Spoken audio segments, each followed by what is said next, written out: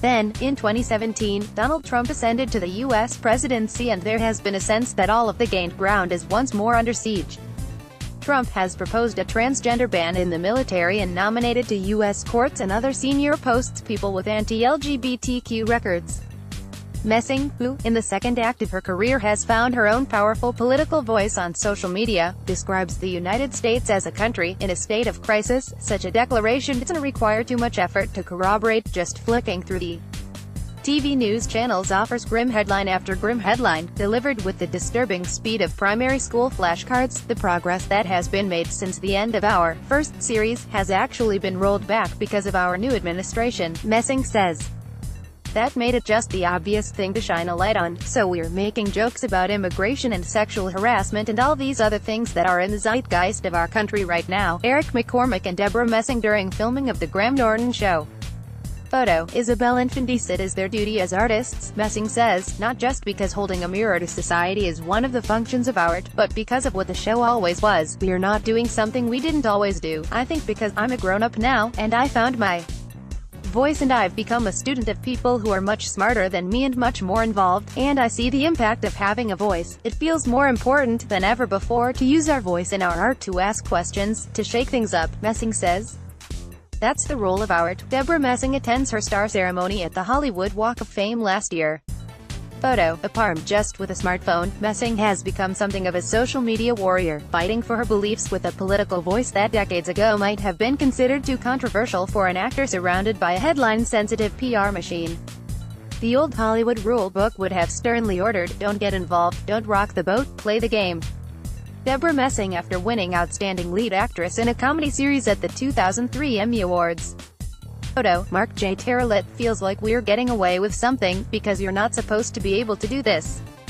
It is a choice, Messing says candidly, because I know women today who are liberals who would not even assert that they were supporting Hillary Clinton on Twitter because they were scared of the ramifications in terms of people going to see their movies, and I know every day that I share my voice there are going to be millions of people who are not going to agree with me, and many of those people are going to choose not to go and see my work anymore, she adds. I'm fine with that. That is a trade-off that makes sense to me, certainly in the last 6 months with the It's a thrilling time and it feels like a potent time, an important time, she says.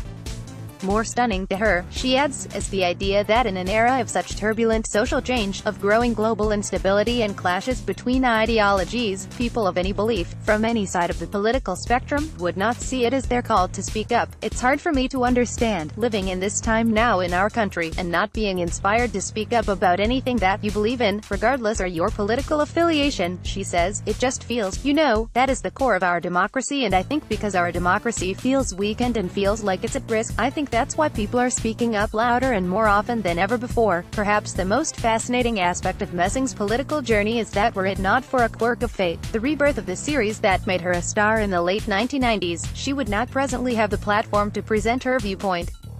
In business terms, Hollywood is a tough treadmill and few who are lured into its spin are offered a second go-around.